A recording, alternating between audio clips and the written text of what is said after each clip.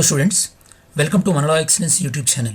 ఈ వీడియోలో మనం Eenadu, Indian Express and PIB అనాలిసిస్ని డిస్కస్ చేయడం జరుగుతుంది. డేట్ వచ్చేసి 19th May 2020. నేను మీకు చెప్పాను స్టూడెంట్స్, వీడియో డిస్క్రిప్షన్లో మీకు నోట్స్ లింక్ PDF ఫార్మాట్లో ఉంటుంది. దాంతోపాటు టైం స్టాంప్స్ ఉంటాయి. టైం స్టాంప్స్ అంటే ఈ వీడియోలో ఏ న్యూస్ ఆర్టికల్ అనేది ఎక్కడి నుండి స్టార్ట్ అవుతుంది అనేది మీకు మినిట్స్, ఏ మినిట్ అనేది ఉంటుంది. ఆ టైం మీద మీరు డైరెక్ట్ క్లిక్ చేస్తే మీరు ఆ ఆర్టికల్కి జంప్ అవుతారనమాట. ఓకే, సో ఈరోజు మనం డీటెయిల్డ్ అనాలిసిస్ డిస్కస్ చేసే కన్నా ముందు ఈరోజు ఈనాడు, ఇండియన్ ఎక్స్ప్రెస్లో కవర్ అయినటువంటి ముఖ్యమైన న్యూస్ ఏంటో చూద్దాం స్టూడెంట్స్. ఫస్ట్ వన్, సంస్కరణలతోనే సుసంపన్నం, మారాల్సిన రక్షణ ఉత్పత్తుల విధానాలు. ఇది దేనికి సంబంధించిందంటే డిఫెన్స్ సెక్టార్లో రీసెంట్గా కొన్ని రిఫార్మ్స్, సంస్కరణలు ప్రతిపాదించడం జరిగింది. అవి ఏంది అనేది డిస్కస్ చేద్దాం స్టూడెంట్స్. రాష్ట్రాలకు ఇదా తోడ్పాటు, ఏ లెండింగ్ హ్యాండ్, ఇవి రెండు కూడా ఒకటే కంటెంట్కి సంబంధించింది. ఒకటి ఈనాడులో వచ్చింది, ఒకటి ఇండియన్ ఎక్స్ప్రెస్లో వచ్చింది. అవి రెండు కంబైన్ చేసి మనం చదువుకుంటాం స్టూడెంట్స్. అంటే ఈ యొక్క కేంద్ర ప్రభుత్వం ప్రకటించినటువంటి ప్యాకేజ్ ఏదైతే ఉందో అది అసలు నిజంగానే రాష్ట్ర ప్రభుత్వాలను ఆదుకునే విధంగా ఉందా లేదా అనేది మనం డిస్కస్ చేద్దాం. ఫోర్త్ వన్, కార్మిక చట్టాలకు కత్తిర, పని ప్రదేశాల్లో కొరవడనున్న భద్రత. మనం ఆల్రెడీ గత కొన్ని రోజులుగా డిస్కస్ చేస్తున్నాం. లేబర్ రిఫార్మ్స్ అన్న పేరుతో ఈ యొక్క లేబర్ లాస్ ఏవైతే ఉన్నాయో అవి రాష్ట్రాలు ఏ విధంగా మార్చుతున్నాయి, దానివల్ల అసలు మనకు పెట్టుబడులు వచ్చే అవకాశం ఉందా లేదా అసలు కార్మికులను దోచుకునే అవకాశం ఎక్కువ ఉందా అనేది మనం డిస్కస్ చేస్తాం. ఇది ఎంత ఇంపార్టెంట్ అంటే ఇది ఈరోజు ఈనాడులో కవర్ అయింది. దాంతోపాటు ఇండియన్ ఎక్స్ప్రెస్లో మెయిన్ ఆర్టికల్ కవర్ అయింది స్టూడెంట్స్. దాని పేరు అన్కేరింగ్ స్టేట్స్. ఇవి కూడా మనం కంబైన్ చేసి చదువుకుంటాం స్టూడెంట్స్. దాని తర్వాత కరోనా తీవ్రత, ప్రపంచవ్యాప్తంగా భారతదేశంలో కరోనా తీవ్రత ఎలా ఉంది అనేది బ్రీఫ్గా చెక్ చేసిన తర్వాత నెక్స్ట్ కరోనాపై స్వతంత్ర దర్యాప్తు. ఇది నిన్నటి వీడియోలో మనం డిస్కస్ చేస్తాం. దాని కంటిన్యూషన్గా ఈ యొక్క వరల్డ్ హెల్త్ ఆర్గనైజేషన్లో ఏం జరిగింది అనేది మనం డిస్కస్ చేస్తాం. 8th వన్ వచ్చేసి భారత్ వృద్ధి -5%, ఎన్నడూ చవి చూడని మాంద్యం తప్పదు. అంటే ఇప్పుడు మనకి ఒక ఎకనామిక్ రిసెషన్ రాబోతుంది అని ఎవరు చెప్తున్నారు? గోల్డ్మెన్ సాక్స్ అనే వాళ్ళు చెప్తున్నారు. మన ఇండియన్ జీడిపి గ్రోత్ -5% ఉండబోతుందని. ఇవన్నీ ఆర్టికల్స్ మనం డిస్కస్ చేద్దాం స్టూడెంట్స్. మరి ఫస్ట్ వన్ ఏంటంటే సంస్కరణలతోనే సుసంపన్నం, మారాల్సిన రక్షణ ఉత్పత్తుల విధానం. మనకి ఇది మీరు గ్రూప్ 1 లేదా సివిల్ సర్వీస్ ప్రిపేర్ అవుతుంటే కనుక మనకిది అంతర్గత భద్రత, ఇంటర్నల్ సెక్యూరిటీ అన్న పాయింట్ ఆఫ్ వ్యూలో ఇంపార్టెంట్ స్టూడెంట్స్. మీరు ఈరోజు చూడొచ్చు, ఈరోజు న్యూస్ పేపర్లో వచ్చినటువంటి ఆర్టికల్. ఇక్కడ మీకు స్లైడ్లో ఉంది స్టూడెంట్స్. ఈ ఆర్టికల్ మనం డిస్కస్ చేయబోయేది ఏంటంటే అసలు మన నిర్మలా సీతారామన్ గారు ఈ యొక్క ప్రెస్ మీట్లో ఏం అనౌన్స్ చేయడం జరిగింది. నిర్మలా సీతారామన్ గారు మెయిన్గా దేనిపైన ఫోకస్ చేయడం జరిగిందంటే ఈ యొక్క రక్షణ పరిశ్రమ అనేది భారత్లో తయారీ, అంటే ఇండియాలో తయారయ్యే విధంగా ఈ యొక్క రక్షణ ఉత్పత్తులు, అంటే ఫర్ ఎగ్జాంపుల్ ఈ యొక్క ఫైటర్ జెట్స్ కానీ లేదా రైఫిల్స్ కానీ ఇవి. దాంతోపాటు ఈ యొక్క రక్షణ రంగంలో FDI పరిమితిని 49% నుంచి 74%కి ఆటోమేటిక్ రూట్, అంటే ప్రభుత్వం యొక్క అనుమతి అవసరం లేకుండా. దాంతోపాటు ఇప్పుడు ఆర్డినెన్స్ ఫ్యాక్టరీ బోర్డు ఏదైతే ఉందో OFB, ఇప్పుడు మనకు తెలంగాణలో సంగారెడ్డి దగ్గర కూడా ఆర్డినెన్స్ ఫ్యాక్టరీ ఉంటుంది. వీటిలో కొన్ని చేంజెస్ తీసుకొచ్చే అవకాశం ఉంది. అందులో కొన్నింటిని ప్రైవేటైజేషన్ చేసే అవకాశం కూడా ఉంది అని పేర్కొనడం జరిగింది. దాంతోపాటు మన ఇండియాలో ఈ యొక్క ఎయిర్ క్రాఫ్ట్ మెయింటెనెన్స్, ఈ యొక్క ఆపరేషన్ అండ్ రిపేర్, వీటిని కూడా ఎంకరేజ్ చేసే అవకాశం ఉంది అని నిర్మలా సీతారామన్ చెప్పారు స్టూడెంట్స్. ఇవి డిస్కస్ చేస్తూ ఈ యొక్క FDIని మన రక్షణ రంగంలో ఆహ్వానించడం వల్ల యూజ్ ఏంది అని మనం డిస్కస్ చేసిన తర్వాత ఫైనల్గా కంక్లూజన్ రిమార్క్స్ని మనం డ్రా చేస్తాం స్టూడెంట్స్. నిర్మలా సీతారామన్ బేసికల్లీ ఏం చెప్తున్నారంటే డిఫెన్స్ సెక్టార్లో ఈ యొక్క వోకల్ ఫర్ లోకల్, అంటే మన భారతదేశంలో ఈ యొక్క రక్షణ ఉత్పత్తులు మన భారతదేశంలోనే తయారయ్యే విధంగా ఉండాలి, మన భారతదేశంలో తయారైన వాటిని ఎంకరేజ్ చేయాలంటున్నారు. అందులో స్పెషల్గా నిర్మలా సీతారామన్ గారు ఏం చెప్తున్నారంటే MRO మెయింటెనెన్స్, దాంతోపాటు ఈ యొక్క ఓవర్హాల్ అంటారు స్టూడెంట్స్. ఓవర్హాలింగ్ అంటే ఈ యొక్క నౌకలు కానీ, అంటే యుద్ధ విమానాలు కానీ, వీటిని రెగ్యులర్గా చెక్ చేస్తుంటారు అనమాట. అంటే అది కరెక్ట్ ఉందా లేదా పర్ఫార్మెన్స్ అని చెప్పేసి, లైక్ మన బైక్స్కి ఇంజన్ ఆయిల్ చేంజ్ చేసినట్టు దాన్ని మనం ఓవర్హాలింగ్ అంటారు అనమాట. ఈ ఆపరేషన్స్ మూడింటిని కలిపి మనం MRO అంటారు స్టూడెంట్స్. వీటి యాక్టివిటీస్ పెంచాలని చెప్పేసి ఇక నిర్మలా సీతారామన్ చెప్తున్నారు. దాంతోపాటు నిర్మలా సీతారామన్ ప్రెస్ మీట్లో ఆటోమేటిక్ రూట్లో డిఫెన్స్ సెక్టార్లో ఎంత పర్సెంటేజ్ పెంచారు స్టూడెంట్స్? 49 నుండి 74% పెంచడం జరిగింది, అంటే ప్రభుత్వ అనుమతి లేకుండా. నేను మీకు ఇదివరకు వీడియోలో చెప్పాను, FDI అనేది 2 రూపాల్లో మన భారతదేశంలోకి FDI ఇన్వెస్ట్మెంట్ ఉంటుంది. ఒకటి గవర్నమెంట్ అప్రూవల్, సెకండ్ వన్ ఏంటంటే ఆటోమేటిక్ రూట్. ఇప్పుడు డిఫెన్స్లో ఆటోమేటిక్ రూట్ ద్వారా ఎంత రావచ్చు అంటే 74%. మనకి ఎగ్జామినేషన్ పాయింట్ ఆఫ్ వ్యూలో ఇది important question students. So Nirmala Sitharaman ఏమంటున్నారంటే రక్షణ రంగానికి ఆర్థిక ప్యాకేజీపై నిర్మలా సీతారామన్ ప్రకటన ప్రాధాన్యాన్ని సంతరించుకుంది. ఎందుకు ప్రాధాన్యత సంతరించుకుంది?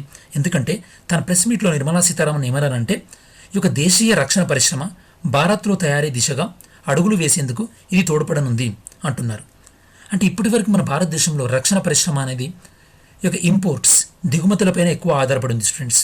ఫర్ ఎగ్జాంపుల్ మీరు చూసుకున్నట్టయితే కనుక 2015-19 మధ్యలో ఈ యొక్క మన ఆయుధాల దిగుమతిలో ఇండియా అనేది సెకండ్ ప్లేస్లో ఉంది వరల్డ్లో. అంటే మనం అంత దిగుమతి చేసుకుంటున్నాం. మీకు డౌట్ రావచ్చు, మనం ఆయుధాలను దిగుమతి చేసుకుంటే ప్రాబ్లం ఏం సార్ అని. కాకపోతే దిగుమతి చేసేటప్పుడు వేరే వాళ్ళకి మనం చెల్లించేటప్పుడు ఏ రూపంలో చెల్లిస్తాం? మనం డాలర్ రూపంలో చెల్లిస్తాం. అంటే మన యొక్క విదేశీ మారక నిల్వలు తగ్గుతున్నాయా లేదా? సో కాబట్టి మనం ఏం చేయాలంటే మన యొక్క తయారీ రంగంలో ఈ యొక్క మౌలిక వ్యవస్థని మెరుగుపరుచుకోవాలి తయారు చేసే విధంగా. దానివల్ల ఏమవుతుందంటే మన యొక్క యుద్ధ విమానాలను, హెలికాప్టర్లని, దాంతోపాటు యొక్క యుద్ధాల్లో ఉపయోగించే గన్స్ని కానీ వీటిని మనం దిగుమతి చేసుకునే బదులు మనమే తయారు చేసుకోవచ్చు అన్నమాట. దాంతోపాటు మన భారతదేశంలో రక్షణ అవసరాలు తీర్చేటటువంటి ఎవరైతే ఉన్నారో ఈ యొక్క ఆర్డినెన్స్ ఫ్యాక్టరీ బోర్డు, వీళ్ళు జనరల్గా చిన్నవి విషయాల్లో మాత్రమే వీళ్ళు తయారు చేస్తున్నారు. ఫర్ ఎగ్జాంపుల్ మన డిఫెన్స్ ఫోర్స్ వాడేటటువంటి ఈ యొక్క క్లాత్స్ కానీ లేదా వాళ్ళ షూ కానీ ట్రౌజర్స్ కానీ వీటిపైనే వీళ్ళు ఎక్కువ కాన్సన్ట్రేట్ చేస్తున్నారు అనమాట.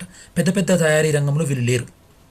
ఈ క్రమంలో ఈ యొక్క ఆర్డినెన్స్ ఫ్యాక్టరీ బోర్డుని కూడా కార్పొరేటీకరణ అంటే ప్రైవేటైజేషన్ చేసే దిశగా అడుగులు పడుతున్నాయనే వార్తలు కూడా వినిపిస్తున్నాయి.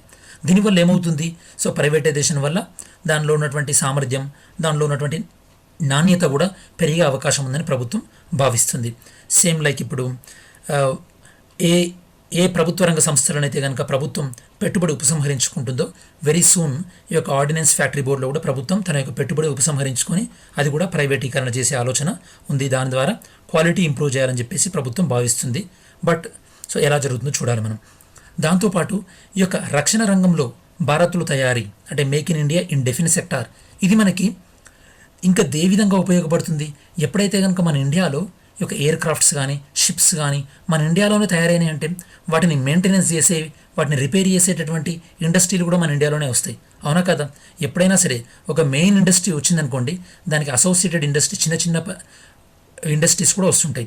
ఫర్ ఎగ్జాంపుల్ ఎప్పుడైతే కనుక హైదరాబాద్లో ఐడిపిఎల్ ఈ యొక్క డ్రగ్స్ అండ్ ఫార్మాస్యూటికల్ లిమిటెడ్ బాలనగర్లో ఎప్పుడైతే ఐడిపిఎల్ వచ్చిందో దాని చుట్టూ కూడా చిన్న ఫార్మా ఫ్యాక్టరీస్ వచ్చినాయి. అలానే ఎప్పుడైతే కనుక మనం ఈ యొక్క డిఫెన్స్ మేడ్ ఇన్ ఇండియాని ప్రోత్సహిస్తామో అప్పుడు ఎయిర్ క్రాఫ్ట్స్ యొక్క మెయింటెనెన్స్ కానీ రిపేర్ చేసేటటువంటి ఈ యొక్క ఇండస్ట్రీస్ కూడా మన భారతదేశంలో పెరిగే అవకాశం ఉంటుంది.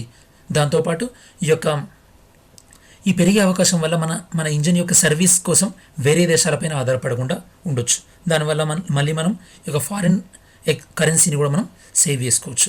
మరి ఇలా చేయాలంటే ఇప్పుడు ఆల్రెడీ ఏవైతే ఉన్నాయో for example Hindustan aeronautic limited కానీ లేకపోతే డిఆర్డిఓ కానీ అంటే డిఫెన్స్ రీసెర్చ్ డెవలప్మెంట్ ఆర్గనైజేషన్ లేదా డిఆర్డిఎల్ కానీ వాటిని మనం ఏం చేయాలంటే రీషఫుల్ పునర్వ్యవస్థీకరణ చేయాలి. దానివల్ల ఏమవుతుంది? వాళ్ళు ఎక్కువగా రీసెర్చ్ పైన కాన్సన్ట్రేట్ చేసే అవకాశం ఉంటుంది.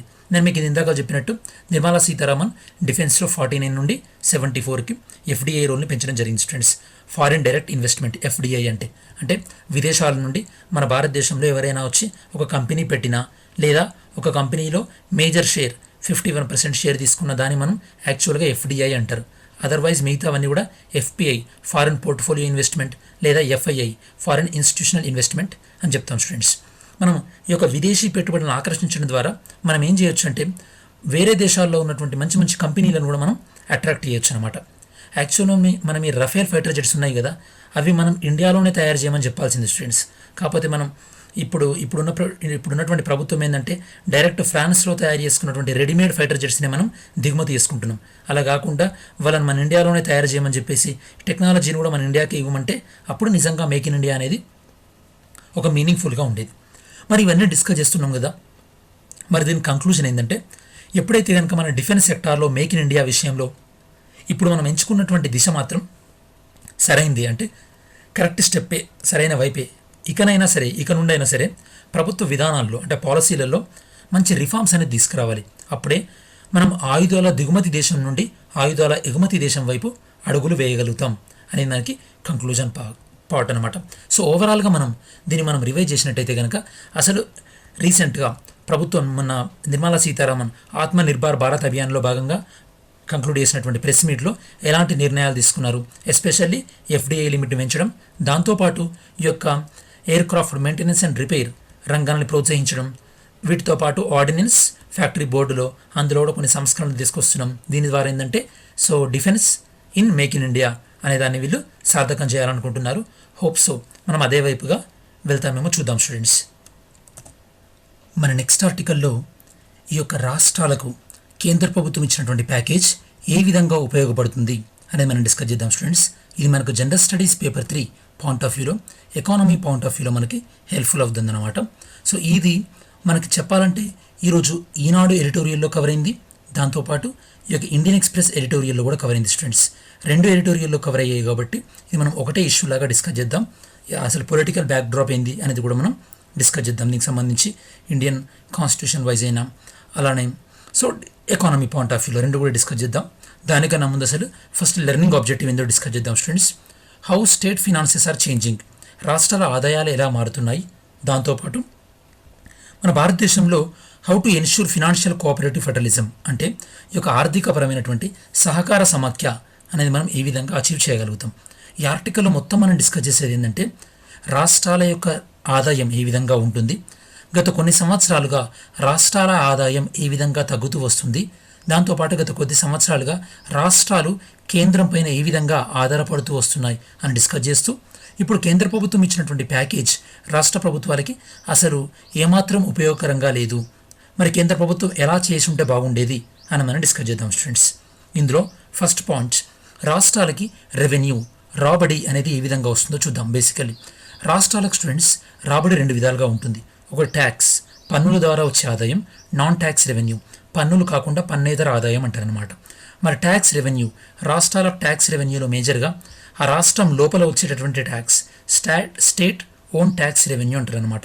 ఇంకొకటి కేంద్రం నుంచి ఏదైతే కనుక ట్యాక్స్లు వస్తాయో అందులో షేర్ ఇన్ సెంట్రల్ ట్యాక్సెస్ అంటే రాష్ట్రానికి 2 విధాలుగా ట్యాక్స్ వస్తుంది. ఒకటి ఆ రాష్ట్రం లోపల వచ్చే ట్యాక్స్, ఇంకొకటి కేంద్ర ప్రభుత్వం నుంచి ఆ రాష్ట్రానికి వచ్చేటటువంటి షేర్. మరి ఆ రాష్ట్రం లోపల అంటే స్టేట్ ఓన్ ట్యాక్స్ రెవెన్యూ, ఇందులో మనకి 3 రకాలైనటువంటి ట్యాక్సెస్ ఉంటాయి. అందులో first one tax and income tax IT అది వేరే స్టూడెంట్స్, అది కేంద్ర ప్రభుత్వంలోకి వెళ్తుంది. ఇక్కడ ఏంటంటే మనకి ఈ యొక్క ప్రొఫెషనల్ ట్యాక్స్ అని, అలానే ట్రేడర్స్ వర్తకుల మీద వేసేటటువంటి ట్యాక్స్ ఇలాంటివి. మీ పే స్లిప్లో ప్రొఫెషనల్ ట్యాక్స్ అని కూడా ఉంటుంది, చెక్ చేయండి ఒకసారి. ఇలాంటివన్నీ రాష్ట్ర ప్రభుత్వానికి వెళ్తుంది. దాంతోపాటు tax and property and capital transaction అంటే for example stamps and duty కానీ లేదా ల్యాండ్ రెవెన్యూ ట్యాక్సెస్ ఇలాంటివి అనమాట. Next tax and communities and service అంటే వస్తు సేవల మీద. ఇది చాలా ఇంపార్టెంట్ స్టూడెంట్స్, ఎందుకంటే రాష్ట్రానికి ఎక్కువ ఆదాయం వచ్చేటటువంటి స్టేట్ జిఎస్టీ, నెక్స్ట్ ఎక్కువ ఆదాయం వచ్చేది వ్యాట్ పెట్రోల్ డీజిల్ పైన, దాంతోపాటు స్టేట్ ఎక్సైజ్, ఇవి 3 కూడా ఈ కేటగిరీలోనే ఉంటాయి. సో రాష్ట్రానికి ప్రధానంగా ఏ రాష్ట్రానికైనా వచ్చే ఆదాయాలు state GST, SGST, second petrol మీద వేసేటటువంటి వ్యాట్, థర్డ్ ఏంటంటే excise, fourth stamps and registration, fifth ఈ యొక్క వెహికల్ ట్యాక్స్. ఇప్పుడు మీరు చూసినట్టయితే కనుక లాక్డౌన్ నేపథ్యంలో ప్రతి రాష్ట్రం కూడా ఇవన్నీ తగ్గిపోయినాయి. ఎవరు ఏం వస్తువులు కొనట్లేదు, షాపింగ్ మాల్స్ లేవు, సో స్టేట్ జిఎస్టీ తగ్గిపోయింది. పెట్రోల్ ఎవరు వాడట్లేదు, పెట్రోల్ పైన వ్యాట్ తగ్గిపోయింది. ఎక్సైజ్ షాపులు అంటే ఈ యొక్క ఆల్కహాల్ షాప్స్ మొన్న ఓపెన్ చేశారు కానీ అంతకుముందు దీని సేల్ లేదు. సో స్టాంప్స్ అండ్ రిజిస్ట్రేషన్ కూడా మొన్నటి వరకు లేదు. వెహికల్ ట్యాక్స్, కొత్త వెహికల్స్ కూడా ఎవరు కొనలేదు. సో ఈ నేపథ్యంలో ఏంటంటే ఈ యొక్క రాష్ట్రాల యొక్క ఆదాయం గణనీయంగా పడిపోయింది. నేను మీకు ఇంతకుముందు చెప్పినట్టు రాష్ట్రానికి విత్ ఇన్ స్టేట్ లెవెల్లో ట్యాక్స్ ద్వారా వచ్చేది 46%, నాన్ ట్యాక్స్ ద్వారా వచ్చేది 8% అంటే 54. మరి రిమైనింగ్ 46% ఎక్కడి నుంచి వస్తుంది? సెంట్రల్ గవర్నమెంట్ నుంచి వచ్చేటటువంటి షేర్, దాంతోపాటు సెంట్రల్ గవర్నమెంట్ వచ్చేటటువంటి గ్రాంట్స్, అవి కూడా సరిగా రావట్లేదు. దానివల్ల ఏమవుతుంది? రాష్ట్రాలు తీవ్రంగా ఈ యొక్క తీవ్రమైనటువంటి ఆర్థిక పరిస్థితిని ఎదుర్కొంటున్నాయి స్టూడెంట్స్. ఒకవైపు కరోనా రాకముందు ఆల్రెడీ ప్రపంచం మొత్తం కొద్ది రెసిషన్ లా ఉండే అనమాట. దానివల్ల గత సంవత్సరం నుంచే చాలా రాష్ట్రాలు ఆర్థిక ఇబ్బందులను ఎదుర్కొంటున్నాయి. ఈ నేపథ్యంలో కరోనా మహమ్మారి రాష్ట్రాల యొక్క ఆర్థిక వ్యవస్థలను తీవ్ర ఇబ్బందులోకి నెట్టివేసింది. ఒకవైపు లాక్డౌన్ వల్ల ఆర్థిక వ్యవస్థ స్తంభించిపోయి ఇన్కమ్ అనేది రాష్ట్రాలకు తగ్గిపోతే, ఇంకోవైపు ఈ యొక్క కరోనా వల్ల ఏంటంటే ఈ యొక్క పేదల కోసం, పేదల సంక్షేమం కోసం, దాంతోపాటు ప్రజా ఆరోగ్యం కోసం రాష్ట్రాలు ఖర్చు పెట్టేటటువంటి ఎక్స్పెండిచర్ పెరిగిపోయింది. దీనివల్ల మీనింగ్ ఏంది? ఇన్కమ్ తగ్గిపోయింది, ఎక్స్పెండిచర్ పెరిగిపోయింది, రాష్ట్రాల యొక్క ఎకానమీ అనేది చాలా బ్యాడ్ షేప్లో ఉంది. అంటే రాష్ట్రాల యొక్క ఆదాయాలు తగ్గినాయి. కరోనా నేపథ్యంలోనే కాకుండా గత కొన్ని దశాబ్దాలుగా చూసినట్టయితే కనుక రాష్ట్రాలకు వచ్చేటటువంటి ఆదాయం క్రమంగా తగ్గుతూ వస్తుంది. స్టూడెంట్స్, మన రాజ్యాంగాన్ని ఎవరైతే రాశారో, మన మేకర్స్ ఆఫ్ కాన్స్టిట్యూషన్, వాళ్ళు మన భారతదేశాన్ని ఆర్థికపరమైన సహకార సమాఖ్య ఉండాలనుకున్నారు. అంటే ఎకనామిక్ కోఆపరేటివ్ ఫెడరలిజం. అందుకోసం అని చెప్పేసి అంటే రాష్ట్రానికి కేంద్రానికి మధ్యలో ఆర్థికపరమైనటువంటి విషయాల్లో సమాఖ్య విధానం ఉండాలి. అంటే కేంద్ర ప్రభుత్వం రాష్ట్ర ప్రభుత్వం రెండు కూడా షేర్ చేసుకోవాలని చెప్పేసి దానికోసమని ఫినాన్స్ కమిషన్ అనే దాన్ని కూడా ఏర్పాటు చేశారు. ఫినాన్స్ కమిషన్, మీరు కమెంట్ చేయండి స్టూడెంట్స్, ఫినాన్స్ కమిషన్ అనేది ఏ ఆర్టికల్. ఓకే, మీకు ఇక్కడ ఒక చిన్న నోటీస్ స్టూడెంట్స్, చాలామంది స్టూడెంట్స్ని అబ్జర్వ్ చేసింది ఏంటంటే వీడియో మొత్తం చూడట్లేదు. ఓన్లీ 40% స్టూడెంట్స్ మాత్రమే వీడియో మొత్తం చూస్తున్నారు. ఒక వీడియో బేసికల్లీ చేయాలంటే ఒక 4 నుంచి 5 అవర్స్ టైం పడుతుంది. స్టూడెంట్స్, మీ గురించి ఇంత ఎఫర్ట్ పెడుతున్నందుకు అట్లీస్ట్ వీడియో మొత్తం మీరు చూసారనుకోండి, కొద్దిగా నాలెడ్జ్ అని వస్తుంది, నాకు కొద్దిగా సాటిస్ఫాక్షన్ ఉంటుంది, మీకు ఉపయోగపడుతుందని. So try to watch the entire video. So 14వ ఈ యొక్క ఆర్థిక సంఘం 14th ఫినాన్స్ కమిషన్ ఏం చెప్పిందంటే, గవర్నమెంట్కి వచ్చేటటువంటి సెంట్రల్ గవర్నమెంట్కి వచ్చేటటువంటి మొత్తం ట్యాక్స్లో అంటే అవి 100 రూపీస్ ఉంటే రాష్ట్రాలకు ఎంత వెళ్ళాలని చెప్పారు? 42% రాష్ట్రాలకు ఇవ్వాలి అని చెప్పేసి ఫినాన్స్ కమిషన్ చెప్పింది. అందులో ఇప్పటికీ కూడా ఈ యొక్క 14th ఫినాన్స్ కమిషన్ చెప్పినటువంటి ఈ డ్యూరేషన్ అంటే 2015 నుంచి 2020 ఇప్పటికీ కూడా కేంద్రం నుంచి రాష్ట్రాలకు 6.8 లక్షల కోట్లు ఇంకా రావాల్సి ఉంది. దాంతోపాటు 2017లో జీఎస్టీ వచ్చిన తర్వాత రాష్ట్రాలు తమ యొక్క చాలా హక్కుల్ని కూడా జీఎస్టీ మండలికి వదులుకున్నాయి. దాంతోపాటు ఈ యొక్క 15వ ఆర్థిక సంఘం కొత్త రూల్స్ ఫాలో అవుతామంటున్నారు. మరి దానివల్ల రాష్ట్రాలకి అసలు ఏం ఉపయోగం ఉంటుందో తెలియదు. ఈ అన్ని పరిస్థితులలో కేవలం ఎఫ్ఆర్బిఎం చట్టానికి లోబడి మాత్రమే రాష్ట్రాలు అప్పు చేసుకొని అదే మనీతో కరోనాను ఎదుర్కోవాలంటే కనుక చాలా కష్టసాధ్యమైనటువంటి అంశం స్టూడెంట్స్. మరి ఈ నేపథ్యంలో రాష్ట్రాల ఎక్స్పెక్టేషన్స్ ఏ విధంగా ఉండే? రాష్ట్రాలు ఏమనుకున్నాయంటే ఈ యొక్క కేంద్ర ప్రభుత్వం అనేది 1 లక్ష రూపాయల గ్రాంట్ ఇవ్వాలి అన్ని రాష్ట్రాలకి. దాంతోపాటు ఎఫ్ఆర్బిఎం నిబంధనలు ఏవైతే ఉన్నాయో, రూల్స్ ఏవైతే ఉన్నాయో అవి రిలాక్సేషన్ ఇస్తే రాష్ట్రాలు కొద్దిగా అడిషనల్గా అప్పులు తీసుకోవచ్చు. దాంతోపాటు ఈ 15th ఫినాన్స్ కమిషన్ ఏదైతే కేటాయిస్తుందో రాష్ట్రాలకి, వాటినన్నింటినీ కూడా ముందుగానే చెల్లిస్తే రాష్ట్రాలు కొద్దిగా రిలీఫ్ ఉంటుంది. దాంతోపాటు రాష్ట్ర ప్రభుత్వాలు ఏవైతే కనుక ఆర్బీఐకి ఇవ్వాలో, దాంతోపాటు ఈ యొక్క కేంద్ర ప్రభుత్వ సంస్థలు ఉంటాయి కదా, లైక్ ఎన్టీపీసీ కానీ కోల్ ఇండియా, వాటికి ఏవైతే బాకీలు ఉన్నాయో వాటిని కొన్ని రోజుల తర్వాత చెల్లించే విధంగా, దాంతోపాటు ఆర్బీఐ దగ్గర తీసుకున్న మనీకి ఇంట్రెస్ట్ మాఫీ ఉండే విధంగా ఇట్లాంటి ప్యాకేజెస్ ఎక్స్పెక్ట్ చేశాయి యాక్చువల్లీ రాష్ట్రాలు. కాకపోతే ఈ యొక్క కేంద్ర ప్రభుత్వం ప్రకటించినటువంటి 21 లక్షల కోట్ల ఏదైతే ఉందో ఆత్మనిర్భర్ అభియాన్ అనేది, ఇది రాష్ట్రాలకు ఏమాత్రం ప్రయోజనం కలిగించట్లేదు. ఇందులో ఒకటే విషయం చెప్పారు, ఏంది? ఎఫ్ఆర్బిఎంను మేము ఒక 2% పెంచుతామని. ఎఫ్ఆర్బిఎం అంటే మీకు గతంలో చెప్పాను, fiscal responsibility and budget management act. అంటే ఒక రాష్ట్రము లేదా దేశము తన యొక్క జీడిపిలో ఎంత శాతం అప్పు చేయొచ్చు. జనరల్గా ఎఫ్ఆర్బిఎం లిమిట్ ఎంత అంటే స్టూడెంట్స్ 3%. అంటే ఇప్పుడు రాష్ట్ర ప్రభుత్వాలు అనేవి తమ యొక్క GSDP, gross state domestic product, అందులో కేవలం 3% మాత్రమే అప్పు చేయొచ్చు. ఇప్పుడు కేంద్ర ప్రభుత్వం ఏం చెప్తుందంటే ఇంకొక 2% మీరు ఎక్స్ట్రా యూజ్ చేసుకోవచ్చు. దాని ద్వారా మీకు 4.28 లక్షల కోట్లు అందుబాటులోకి వస్తాయని చెప్తున్నారు. వినడానికి చాలా బాగుంది స్టూడెంట్స్ ఇది. కాకపోతే రాష్ట్రాలు ఇలా ఎక్కువగా అప్పు తీసుకోవడానికి కొన్ని రూల్స్ ఫాలో కావాలన్నమాట. ఆ రూల్స్ ఏంటంటే బేసికలీ రాష్ట్రాలలో 4 అమలు చేయాలి. ఆ 4 అమలు చేయాల్సింది ఏంటంటే బేసికలీ 1 నేషన్ 1 రేషన్ కార్డ్ ఏదైతే ఉందో అది అమలు చేయాలి. దాంతోపాటు డిస్ట్రిక్ట్ లెవెల్లో ఈజ్ ఆఫ్ డూయింగ్ బిజినెస్, దాంతోపాటు ఎలక్ట్రిసిటీ రిఫార్మ్స్, నగరపాలక సంస్థల్లో రాబడి వృద్ధి. ఈ 4 చేసినప్పుడే 4లో 3 కనీసం చేస్తేనే రాష్ట్రం ఈ విధంగా అడిషనల్గా లోన్ తీసుకోవచ్చు. ఇది ఎలా ఉందంటే స్టూడెంట్స్ బేసికల్లీ ఇప్పుడు మీకు ఫీవర్ వచ్చిందనుకోండి, డాక్టర్ దగ్గరికి వెళ్ళారనుకోండి, జనరల్గా డాక్టర్ ఏమి ఇవ్వాలని మీరు ఎక్స్పెక్ట్ చేస్తారు? ఇమ్మీడియట్గా రిలీఫ్ అయ్యే విధంగా పారాసిటమాల్ ఇవ్వాలని ఎక్స్పెక్ట్ చేస్తాడు. అంతే తప్పించి ఆ డాక్టర్ మీరు యోగా చేయండి డైలీ, లేకపోతే మెడిటేషన్ చేయండి, మంచి ఫుడ్ తీసుకోండి, ఒక 2-3 నెలల వరకు అంటే మీకు ఎంత చిరాకు వస్తుంది. ముందు ఏం చేయాలో అది చెప్పు ఫస్ట్, తర్వాత విషయం తర్వాత అనుకుంటారు, అవునా కదా? అలా చెప్పాల్సింది కేంద్ర ప్రభుత్వము. మీరు విద్యుత్ సంస్కరణలు తీసుకురండి, తర్వాత సులభతర వాణిజ్యం, అవన్నీ లాంగ్ టర్మ్లో ఇచ్చేవి కదా స్టూడెంట్స్. సో ఈ విధంగా రాష్ట్రాలు మొత్తం ఫ్రస్ట్రేట్ అయి ఉన్నాయి. నేను Telangana chief minister press meet కూడా పెట్టడం జరిగింది. రేపు మాపు ఆంధ్రప్రదేశ్ చీఫ్ మినిస్టర్ కూడా ప్రెస్ మీట్ ఉంటుంది కావచ్చు, చూద్దాం మనం. ఈ నేపథ్యంలో ఆర్బీఐ కూడా రాష్ట్రాలకి ఒక రిలాక్సేషన్ ఇచ్చింది. అదేంటంటే ways and means. Ways and means అంటే ఏంటంటే స్టూడెంట్స్, ఆర్బీఐ నుండి ప్రభుత్వాలు స్వల్పకాలిక రుణాలు అంటే షార్ట్ టర్మ్ లోన్స్ తీసుకోవచ్చు. ఆ లోన్స్ మీద rate of interest repo rate ఉంటుంది అనమాట. ఆ ఎంతైతే లోన్ తీసుకోవచ్చో దాన్ని ఒక 60% పెంచినాయి అనమాట.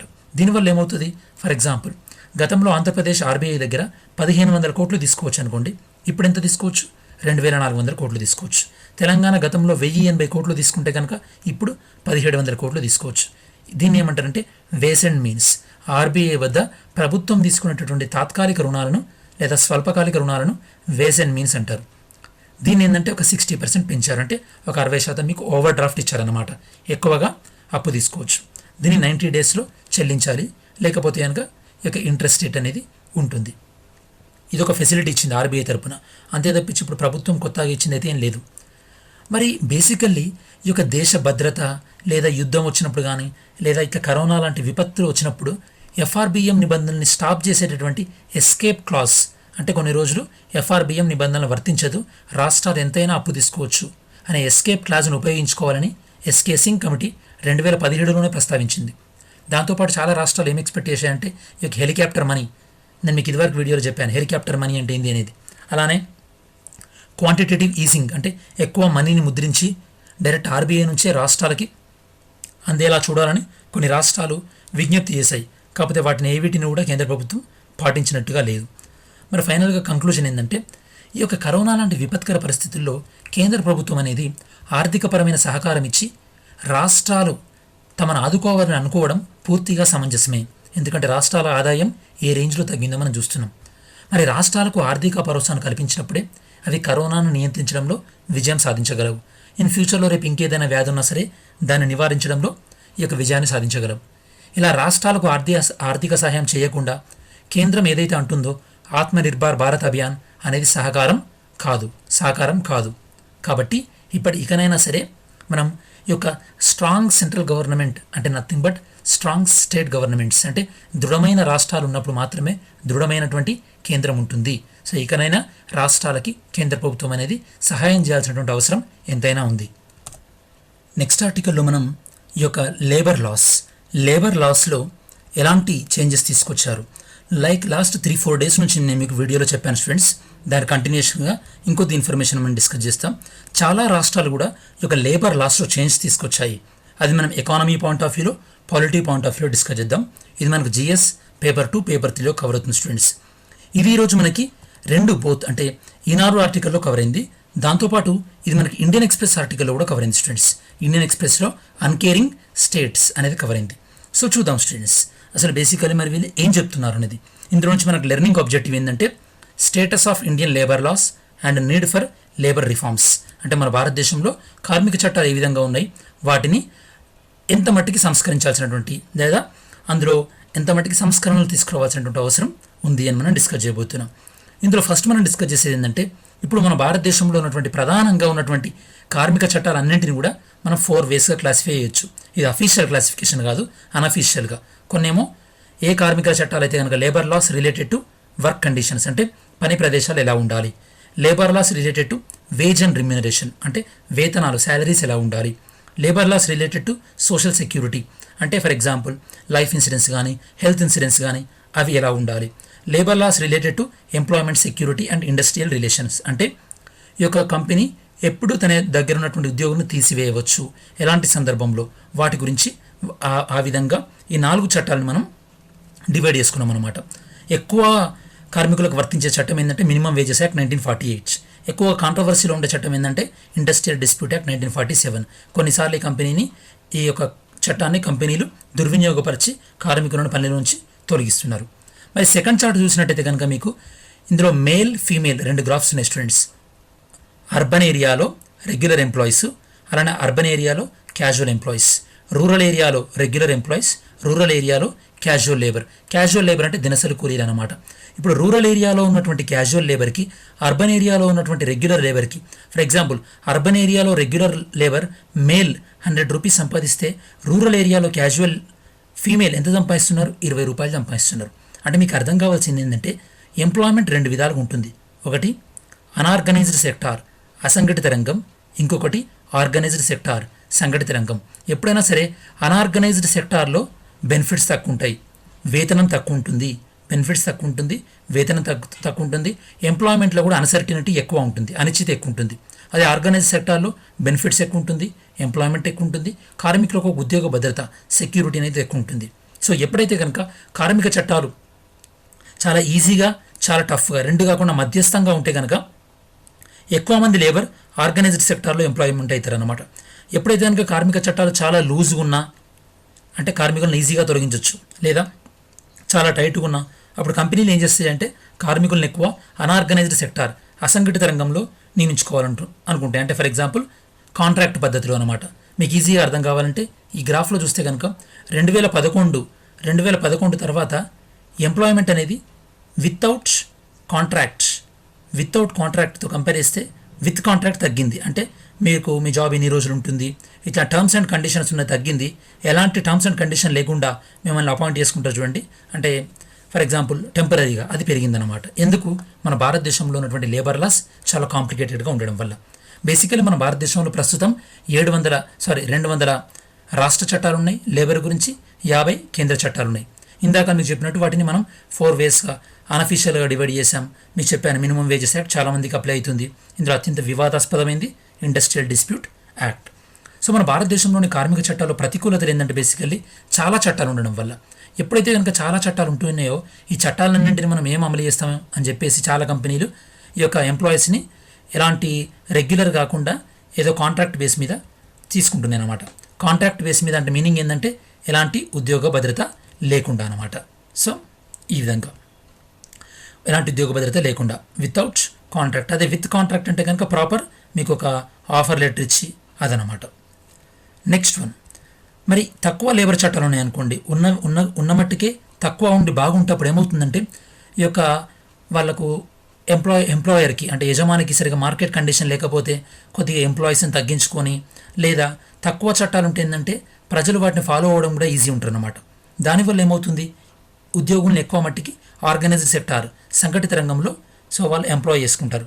లేనట్టయితే కనుక చాలామంది ఉద్యోగుల్ని నేను మీకు ఇందాక చెప్పినట్టు ఎలాంటి ఆఫర్ లెటర్ లేకుండా ఇష్టారీతిన ఏదో టెంపరీగా రిక్రూట్ చేసుకుంటారు.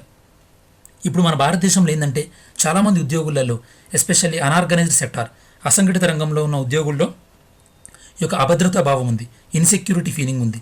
ఎలాంటి ఇన్సెక్యూరిటీ ఉంది వాళ్ళలో, చాలామందికి వాళ్ళకి రేపు జాబ్ ఉంటుందో లేదో తెలియదు. అంటే ఈ యొక్క జాబ్ గ్యారంటీ లేదు. మనకు 2 సర్వేస్ చెప్తున్నాయి. అసంఘటిత రంగంలో ఉద్యోగిత పరిస్థితి 2015 అంటే employment conditions in unorganised sector ఈ రిపోర్ట్, దాంతోపాటు పీరియాడిక్ లేబర్ ఫోర్స్ సర్వే 2017-18 ఈ 2 రిపోర్ట్స్ ఏం చెప్తున్నాయంటే ఈ యొక్క అనార్గనైజ్డ్ సెక్టార్లో చాలామంది ఎంప్లాయీకి ఈ యొక్క ఎంప్లాయ్మెంట్ సెక్యూరిటీ ఉద్యోగ భద్రత పైన ఎలాంటి భరోసా లేదు. దాంతోపాటు వీళ్ళకి ఈ యొక్క వేతనంతో కూడిన సెలవు అంటే పెయిడ్ లీవ్ అనేది లేదనమాట. పెయిడ్ లీవ్ లేదు చాలామందికి. దాంతోపాటు వీళ్ళకి ఎలాంటి ఈ యొక్క సోషల్ బెనిఫిట్స్ ఉండట్లేదు, లైక్ హెల్త్ ఇన్సూరెన్స్ కానీ లేదా లైఫ్ ఇన్సూరెన్స్ కానీ ఇలాంటి సామాజిక భద్రతా ప్రయోజనాలు ఏవి కూడా లేవు. మరి వీటన్నింటినీ సాల్వ్ చేయడానికి చెప్పేసి కేంద్ర ప్రభుత్వం ఇప్పుడున్నటువంటి అన్ని చట్టాలను కలిపి 4 చట్టాలుగా 4 కోడ్స్ చేయాలని చెప్పేసి డిసైడ్ అయిందనమాట. అవి ఏంటంటే basically number 1 wage code, number 2 industrial relations, number 3 social security, number 4 industrial safety and welfare. ఈ 4 చేయాలని చెప్పిందనమాట. వేజ్ కోడ్ తెలుగులో వేతనాలకు సంబంధించి, ఇండస్ట్రియల్ రిలేషన్స్ అండ్ డిస్ప్యూట్ తెలుగులో పారిశ్రామిక వివాదాలు, ఆక్యుపేషనల్ సేఫ్టీ వృత్తిపరమైనటువంటి రక్షణ, సోషల్ సెక్యూరిటీ నేను మీకు ఇంతకుముందు చెప్పినట్టు ఆరోగ్య బీమా లేదా యొక్క హెల్త్ ఇన్సూరెన్స్ ఇలాంటివి అనమాట. సో మరి ఇందులో ఆల్రెడీ కొన్ని చట్టాలు పార్లమెంట్ అమలు పొందింది. ఫర్ ఎగ్జాంపుల్ వేజ్ బిల్ ఏదైతే కనుక వేజ్ కోడ్ ఉందో దానికి ఆల్రెడీ పార్లమెంట్ ఇప్పటికీ ఆమోదం తెలిపింది.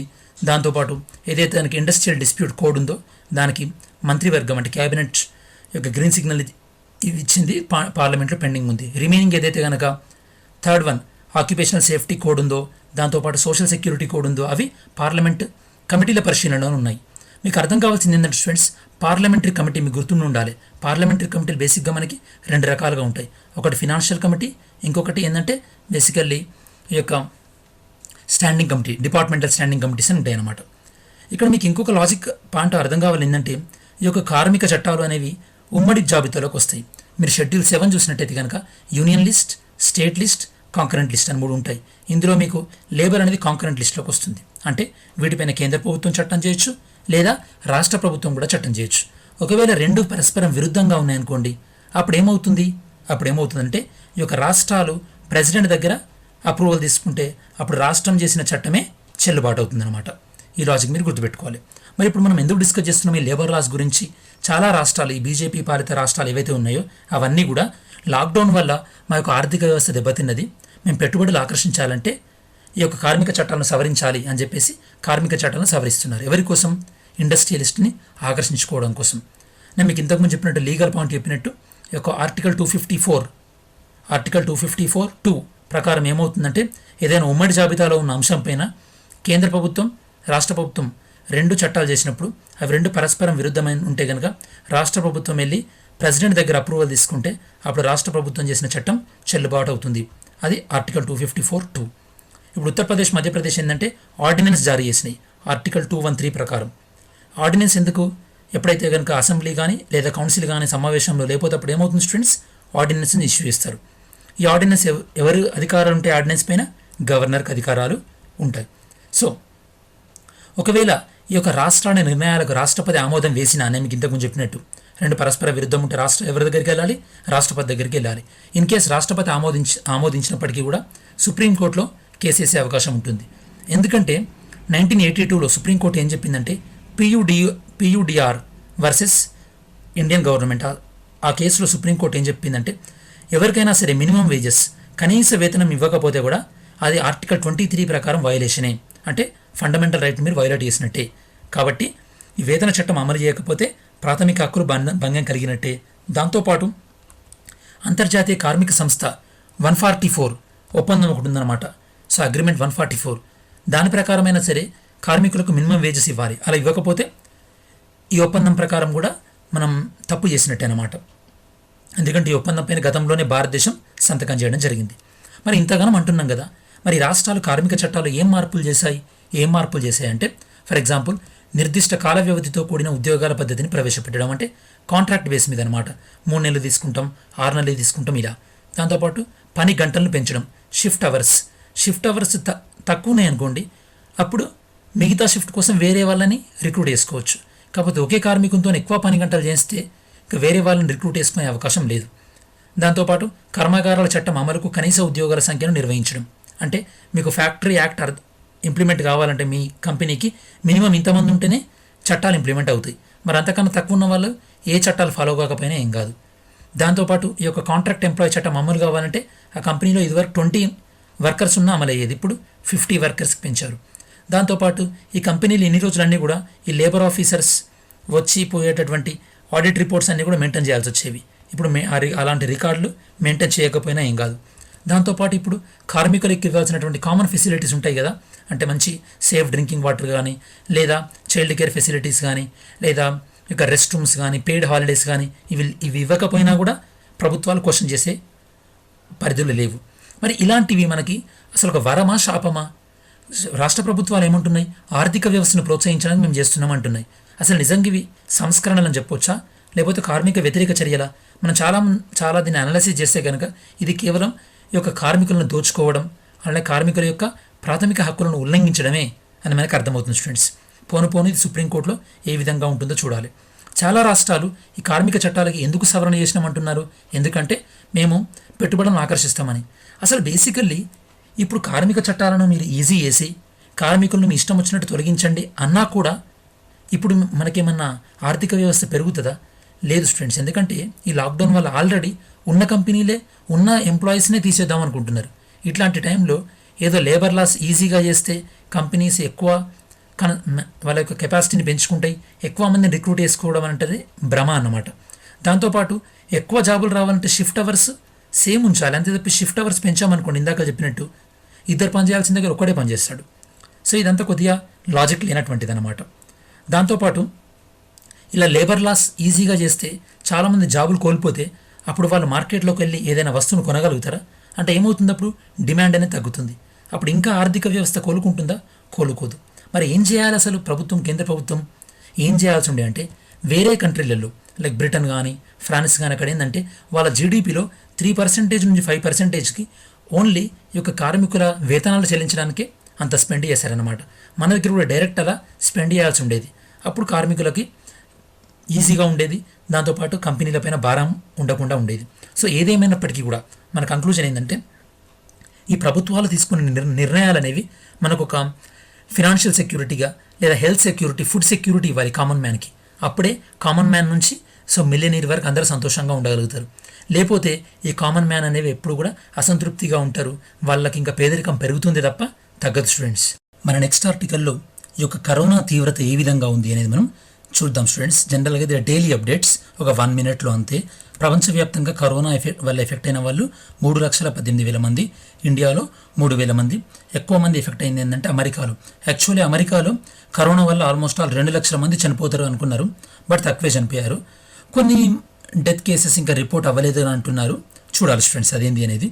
కరోనాపై స్వతంత్ర దర్యాప్తు, ప్రపంచ ఆరోగ్య సంస్థ నిర్ణయం. ఇది WHOకి సంబంధించి. ఇది నిన్నటి వీడియో కంటిన్యూషన్ అనమాట. నిన్న వీడియోలో మనం ఏం డిస్కస్ చేసాం, ఈ యొక్క WHO ఒక రెజల్యూషన్, ఒక తీర్మానాన్ని తీసుకోబోతుంది.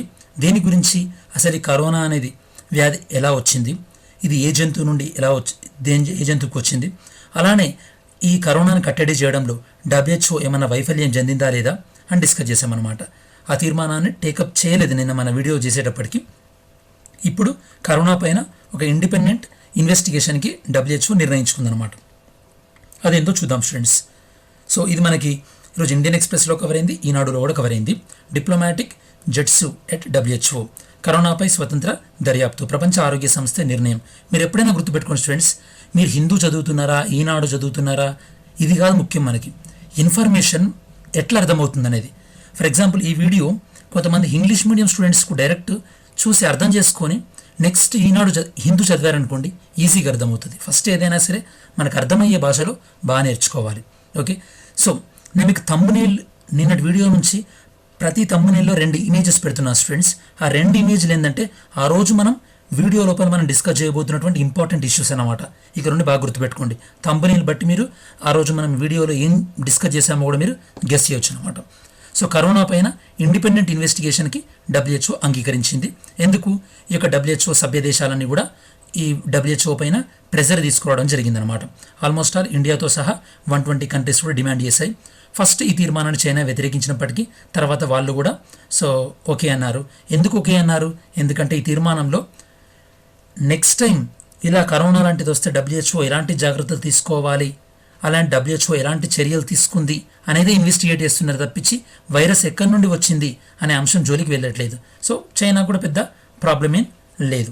దాంతోపాటు చైనా ఏం చేసింది, ఇంకొక $2 బిలియన్ సహాయాన్ని కూడా ప్రకటించింది. అంటే అప్రాక్సిమేట్గా 15,000 కోట్లు.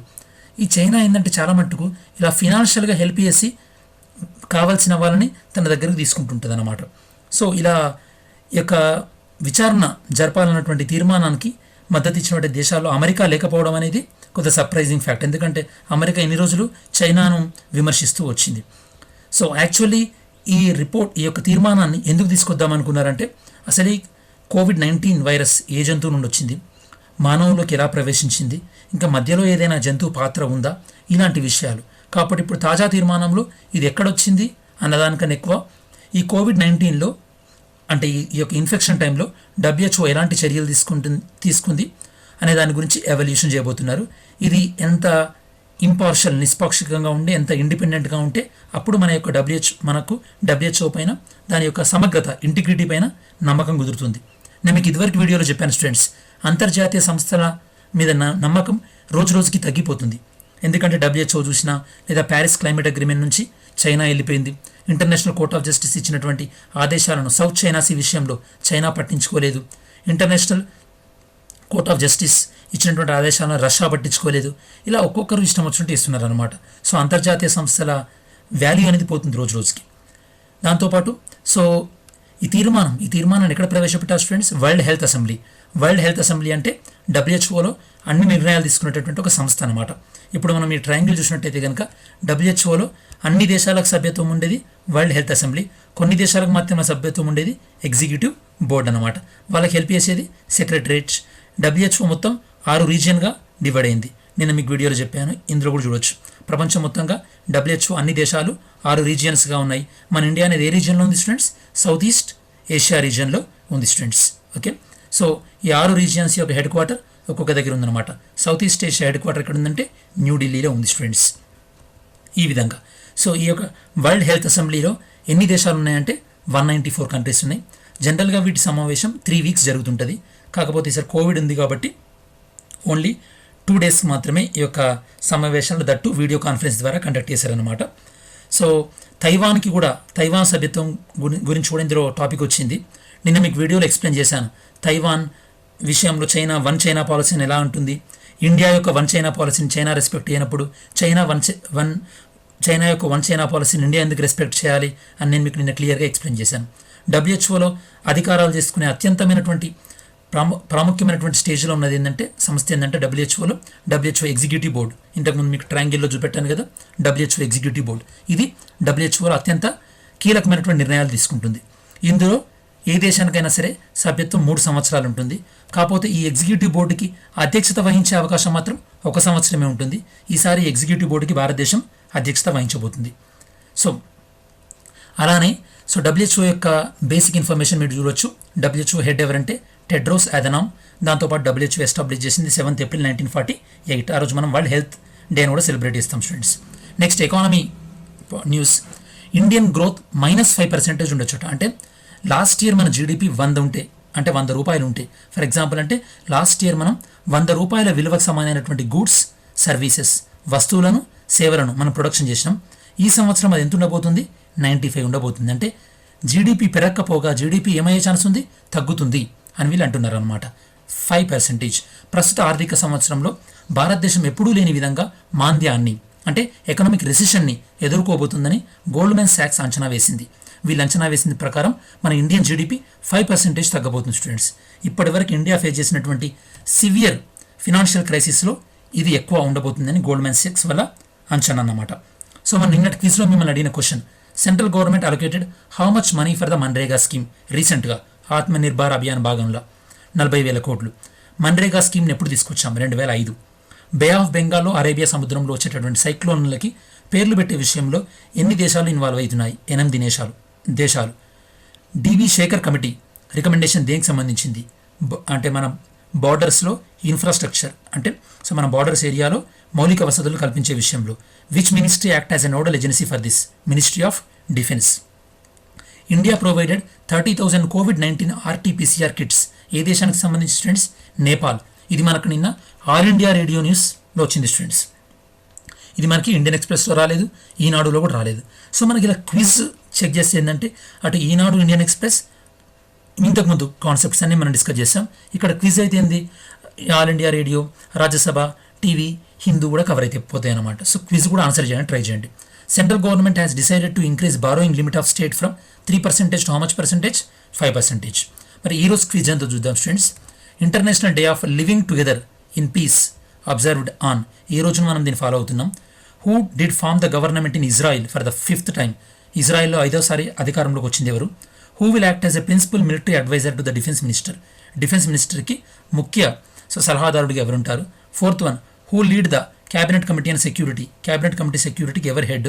Who are the members of this committee? ఈ కమిటీలో మెంబర్స్ ఎవరు ఉంటారు? Chief of defence staff RTI పరిధిలోకి వస్తారా రారా? దాంతోపాటు who act as a chairman of defence acquisition council? Defence acquisition కౌన్సిల్కి చైర్మన్ ఎవరు ఉంటారు? Who act as a chairman of defence planning committee DPC? Who act as a chairperson of executive and political council of the nuclear command authority?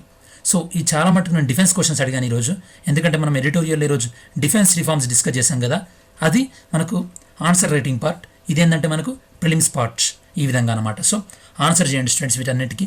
Video మొత్తం కూడా చూడండి, దాంతోపాటు మీకు use అవుతుంది అనమాట. ఇన్ని గంటలు మనం కష్టపడి చెప్తున్నందుకు యూజ్ అనేది ఉంటుంది. సో ఈ వీడియో మీకు నచ్చినట్టయితే కనుక లైక్ చేయండి స్టూడెంట్స్. దాంతోపాటు మీ ఫ్రెండ్స్ ఎవరైతే కనుక ఒక కోచింగ్ తీసుకోలేరో, కొద్దిగా ఫినాన్షియల్ పొజిషన్ సరిగ్గా లేదో వాళ్ళందరికీ ఉపయోగపడుతుంది అనమాట వీడియో అనేది. షేర్ చేయండి. అలానే మన ఛానల్ సబ్స్క్రైబ్ చేసుకోకపోతే సబ్స్క్రైబ్ చేసుకోండి students. Thanks for watching this video. See you tomorrow.